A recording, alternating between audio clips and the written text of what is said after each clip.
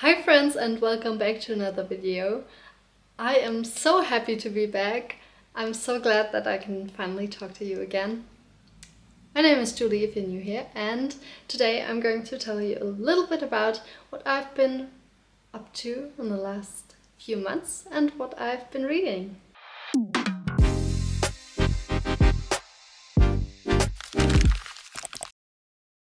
So as you maybe can tell, summer is finally here. It's so freaking hot outside. It's the kind of hot where you really can't function properly. I have to keep my blinds shut the whole day and I can't even really go outside because otherwise I will just melt. Today it's 34 degrees Celsius outside. That's insane. That is so freaking hot. I don't know, in Germany it tends to get that hot in summer, but it's still pretty early in summer and I don't know if that's normal. I mean, it's obviously not normal. Yeah, we now have to deal with it and I'm just basically drinking ice cold beverages all day. That's what I do.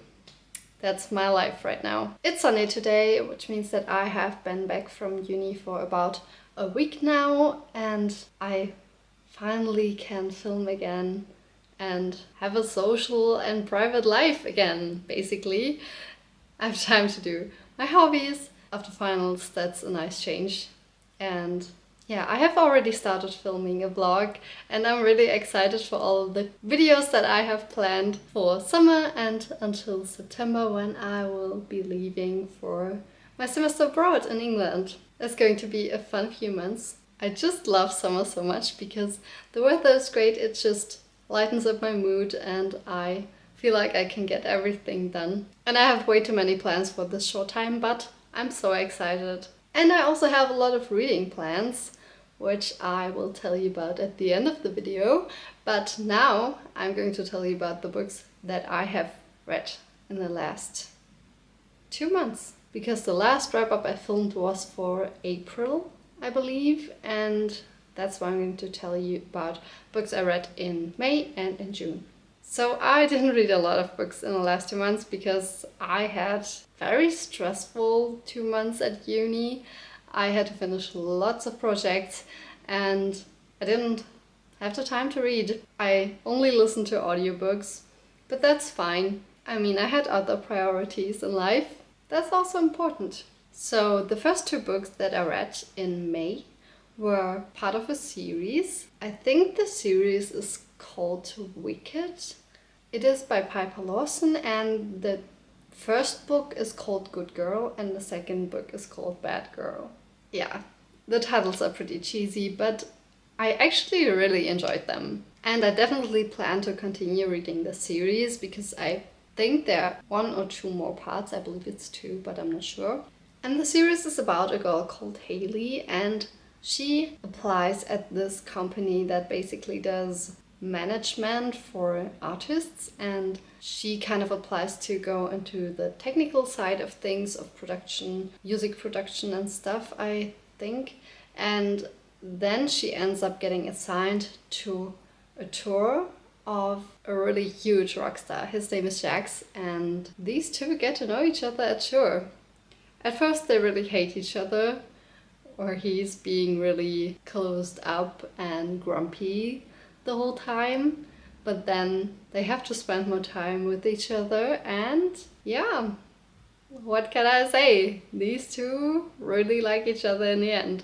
But of course there are many obstacles in the way of them spending time with each other and ending up being in a relationship eventually. So yeah, he is a big rock star and it's her summer job. She's still going to university. And there are also a lot of private things coming into play and into the way of their relationship. So yeah, I don't want to spoil any of the contents of these books, but I really did enjoy them and I can recommend them if you enjoy books about rock stars and rock star romances.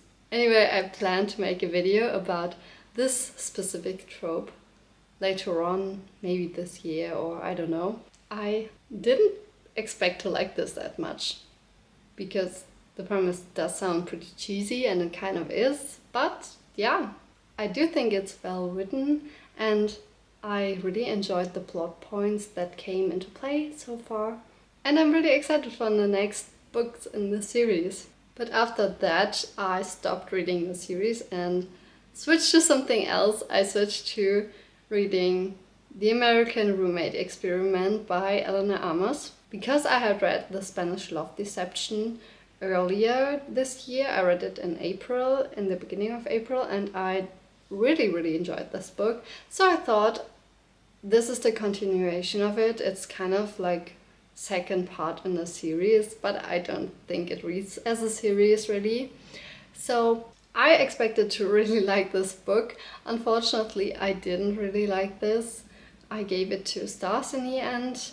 The reason for that is I really felt like the author was trying to write herself into the story, because the story is about someone trying to write a second book following the first one that was really successful, and I don't know, it just felt like she was writing about herself and her struggle with writing this book. So I don't know, I just felt like this was a little bit written like a self-insert fanfic, and I just didn't enjoy it. Apart from it being about someone writing about her own experience with struggling with writing, I also didn't enjoy the relationship in this as much. It just seemed to have such a weird premise, because it's about the main character moving into the flat of her friend who is on vacation, and then her cousin comes, so they both want to stay at her flat at the same time, and she is staying there because something in her flat broke and she can't stay at her own flat, and he is visiting from Spain, I believe. He is a former surfer and he needs a place to stay. So they end up staying in the same flat, which is why it's called The American Roommate Experiment. But that isn't the part that I found weird. The part that I found really weird was that we learn that the main character, who's called Rosie by the way, she has followed Lucas on Instagram and basically has stalked his whole life, which is fine, but then she doesn't tell him about it, and she knows a lot of information about his life, and she used to have this crush on him, and then I don't know, I just found it so weird that she doesn't tell him that she actually knows him, and she just pretends to not know anything about him or about his life. Yeah, just didn't sit well with me. And then they decide to do this weird experiment about him helping her overcome her writing block and writing frustration, and they do it by going on dates, and then they expect to still stay on a friendly level, but then they are going on dates, and I just didn't buy it. It felt very forced and not natural. The development of their relationship didn't feel natural, because they are kind of dating but then they aren't, and they just don't talk about their feelings, and I hate that. So yeah, that was a bit of a miss for me, but I will still give Elena Amos' other books a try when she releases them, because I did really enjoy The Spanish Love Deception, and I guess it just depends on what characters she writes, because I did enjoy The Spanish Love Deception a lot because of the characters that were in it, and I didn't like the characters in this book as much. I also didn't really like Lucas, the main male character, because he just felt like someone wrote their idea of a perfect man into a book, which of course romances are expected to be more perfect than real life maybe, but I just don't like it when characters do these really grand gestures all the time, and that's what he did with the dates they were going on, and I just thought it was way too cheesy. So yeah, that was that. The book that I read after that was The Unhoneymooners by Christina Lauren, and I don't think I'm going to tell you much about this book, because I'm going to make a video which is coming out in the next few weeks, where I talk about some very popular vacation romances that I read, and this is one of them. I think this was only my second Christina Lauren book that I read so far, and I still don't really know what to think about this writer duo. If you have read anything by Christina Lauren, then let me know in the comments what you think about them and their writing style. I would be really interested in hearing more about that. So these were the books that I read in May and June, but I still tell you about the first book that I read in July, because until the end of the month I will have forgotten all my thoughts on it anyway, so why not include it in this video? I mean, I'm the one who's making the rules here, right? So the next book I read was 40 Love by Olivia Dade. This book is about Tess, who's going on a summer vacation as well. So it's also like the summer vacation romance. And she is in this resort, and I think the meet cute is really well written in this one. She is in the water swimming and just standing there, and she loses her bikini top. And then she has to get this guy to help her because there are kids coming and she doesn't want to flash them. So he has to help her with like retrieving her top or not getting it back and handing her a towel or something. So that's why she talks to him for the first time. And it's an age gap romance as well, so she's in her 40s or late 30s. I mean, it's called 40 Love. I think she's 40. And the guy is called Lucas, and he is a former tennis player who is now retired because of an injury, and he's staying at this resort and works there as a tennis teacher. I did like the beginning of the book, but after that I think it kind of went downwards because the relationship didn't progress in a way that I personally enjoyed it. Because the development of the relationship focused a lot around both of them being really insecure about themselves and in relationships. They were constantly questioning whether the other person actually liked them or not, and whether the other person wanted to be with them.